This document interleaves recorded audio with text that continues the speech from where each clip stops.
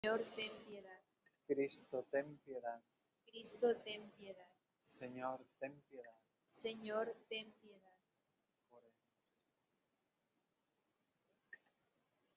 Señor Dios nuestro, gloria a Dios en el cielo, y en la tierra paz a los hombres que ama el Señor. Por tu inmensa gloria te alabamos, te bendecimos, te adoramos, te glorificamos. Te damos gracias, Señor, Dios Rey celestial, Dios Padre todopoderoso, Señor Hijo único Jesucristo, Señor Dios, Cordero de Dios, Hijo del Padre, tú que quitas el pecado del mundo, ten piedad de nosotros. Tú que quitas el pecado del mundo, Atiende nuestra súplica. tú que estás sentado a la derecha del Padre, ten piedad de nosotros, porque solo tú eres santo, solo tú, Señor, solo tú, Altísimo Jesucristo, con el Espíritu Santo, en la gloria de Dios Padre.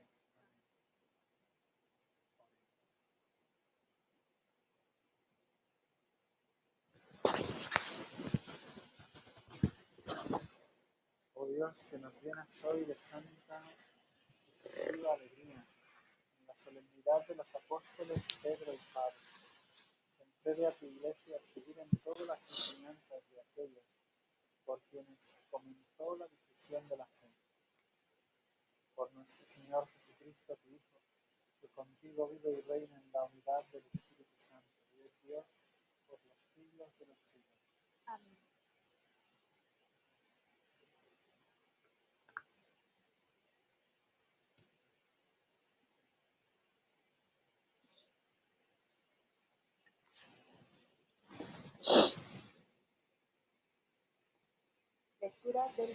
A reading from the Acts of the Apostles. King Herod started persecuting certain members of the church. He beheaded James, the brother of John, and when he saw that this pleased the Jews, he decided to arrest Peter as well. This was during the days of unleavened bread, and he put Peter in prison, assigning 4 squads of 4 soldiers each to guard him in turns. Herod meant to try Peter in public after the end of Passover week. All the time, Peter was under guard. The church prayed to God for him unremittingly.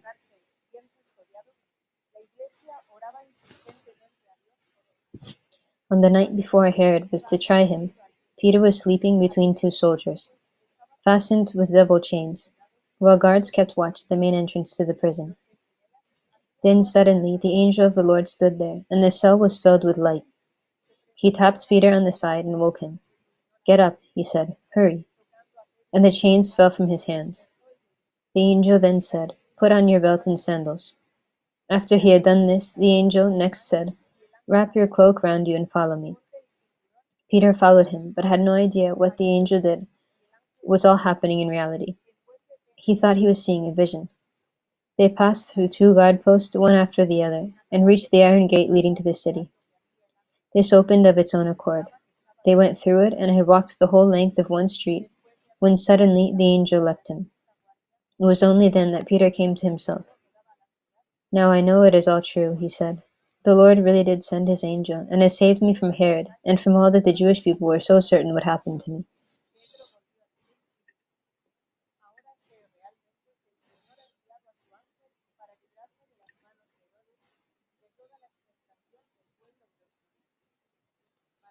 The word of the Lord. Thanks be to God. From all my terrors, the Lord set me free. I will bless the Lord at all times, his praise always on my lips. In the Lord my soul shall make its boast. The humble shall hear and be glad. From all my terrors, the Lord set me free. Glorify the Lord with me. Together let us praise his name. I sought the Lord, and he answered me. From all my terrors, he set me free. From all my terrors, the Lord set me free. Look towards him and be radiant. Let your faces not be abashed. This poor man called, the Lord heard him and rescued him from all his distress. From all my terrors, the Lord set me free. The angel of the Lord is encamped around those who revere him, to rescue them. Taste and see that the Lord is good. He is happy who seeks refuge in him. From all my terrors, the Lord set me free. A reading from the second letter of St. Paul to Timothy. My life is already being poured away as a libation, and the time has come for me to be gone. I have fought the good fight to the end. I have run the race to the finish. I have kept the faith. All there is to come now is the crown of righteousness reserved for me, which the Lord, the righteous judge, will give to me on that day. And not only to me, but to all those who have longed for his appearing. But the Lord stood by me and gave me power, so that through me the whole message might be proclaimed for all the pagans to hear. And so I was rescued from the lion's mouth. The Lord will rescue me from all evil attempts on me, and bring me safely to his heavenly kingdom. To him be glory forever and ever. Amen. The word of the Lord. Thanks be to God.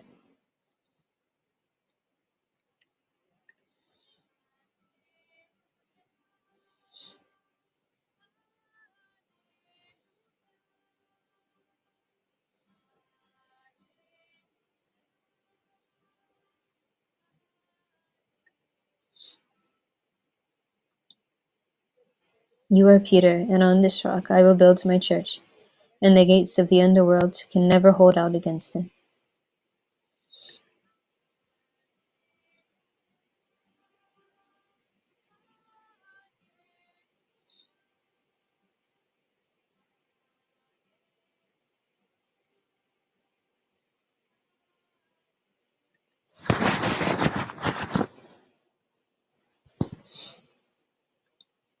Con tu espíritu. A reading from the Holy Gospel according to Matthew. Gloria a ti, Señor. When Jesus came to the region of Caesarea Philippi, he put this question to his disciples: Who do people say the Son of Man is? And they said, Some say he is John the Baptist, some Elijah, and others Jeremiah or one of the prophets. But you, he said, who do you say I am? Then Simon Peter spoke up. You are the Christ, he said, the Son of the living God. Jesus replied, Simon, son of Jonah, you are a happy man, because it was not flesh and blood that revealed this to you, but my Father in heaven. So now I say to you, you are Peter, and on this rock I will build my church. And the gates of the underworld can never hold out against it. I will give you the keys of the kingdom of heaven. Whatever you bind on earth shall be considered bound in heaven. Whatever you loose on earth shall be considered loosed in heaven.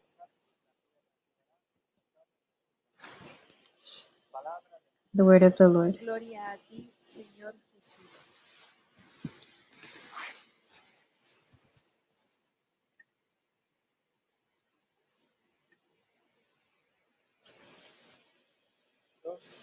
Two saints, very great saints, in the beginning of the church, we celebrate the solemnity today. And their object is the rock designated by Jesus to be the place where the church is founded on. We've seen the words that the Lord has said to him. I will give you the keys to the kingdom. What you tie will be tied on earth, and what you loose will be loosed on earth. These are promises and words that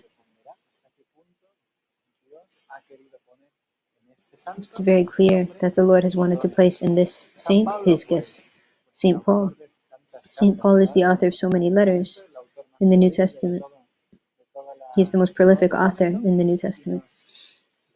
And he is also the one who places, because other parts of Scripture are very narrative in the Gospel, but here, St. Paul, in his letters, he places it so that you can find the doctrine, systematization of what Christ has taught us. It becomes practicable in a way. He places it in that way, pues accesible a makes it accessible so that we can live it. cercano a nuestra vida. Es más o menos la relación de That's San Pablo the y los relation evangelios, es lo mismo que between sucede en los St. Paul libros and the históricos del Gospels, Antiguo and Testamento also y los libros the relation eclesiásticos. between San Pablo the es el wisdom sabio, books and the books of the Old Testament. ¿verdad? They have the same kind of Una relation. película donde aparece con una barba muy larga, ¿verdad? San Pablo, apóstol de Cristo. There's a movie about St. Paul and he has this big white beard.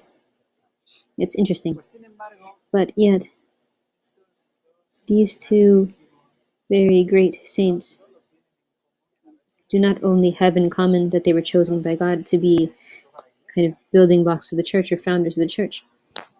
At the same time, they also have a very obvious weakness.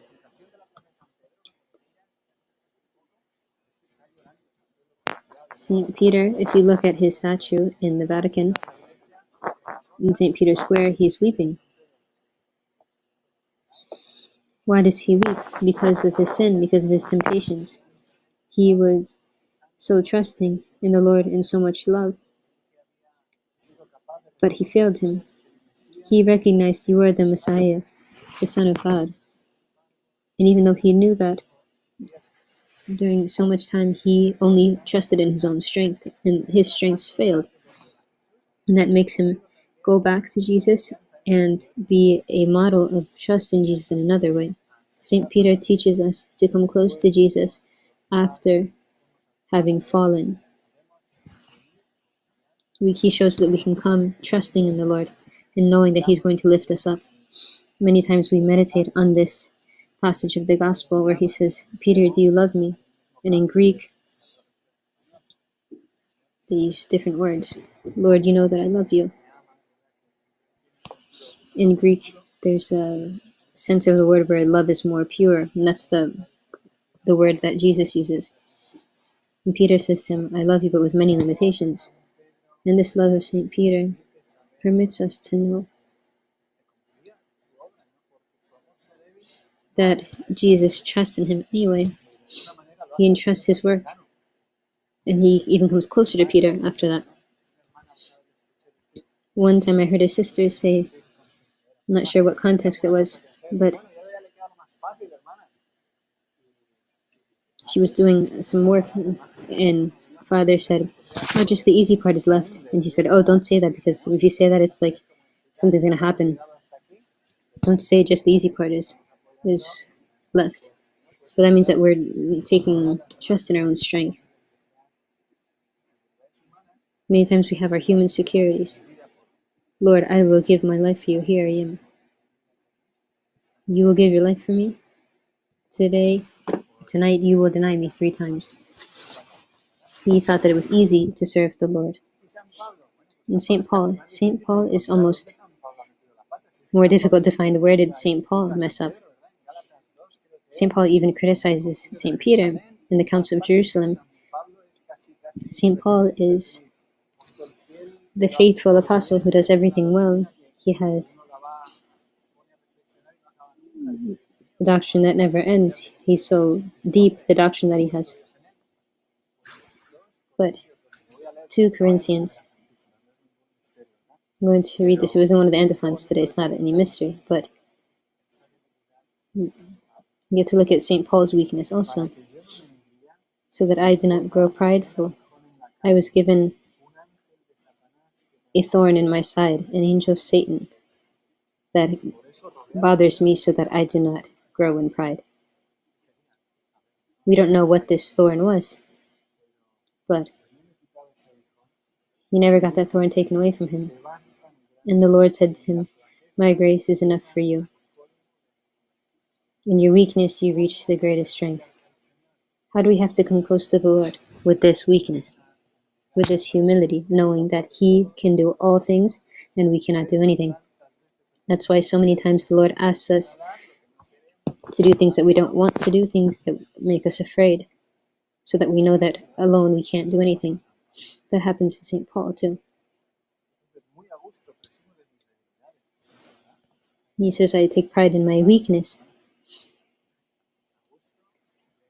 He says, I take even pride in my weakness. Pues cuando because parezco débil, entonces soy when I'm weak, it is then that I'm strong. todo al revés de como lo hace Everything's so opposite in the way that the world does things. cuando vas a parecer débil, te suicidas para que no se note The world tells you that when you seem to be weak, you should commit suicide so that no one sees you weak. que sea, haz lo que quieras. The thing is to appear powerful. Pues But the gospel is so different. I take pride in my weakness because I have the strength of Christ. maestros These are masters of the gospel because they know how to give this way of trusting in the Lord. There's a movie about St. Paul, and San Pablo St. Paul is always with St. Luke.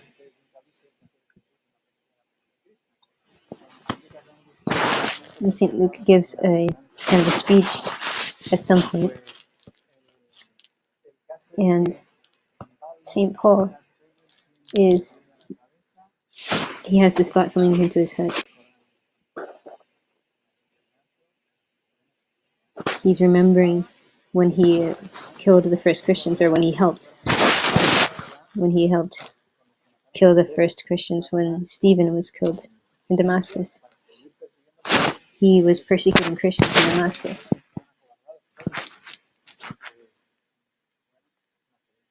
It's just a movie, but it's beautiful to see how St. Paul was probably aware of the conscious of the sin that he had done before. And it was a serious sin that he did. We know that there's so many people who try to come close to God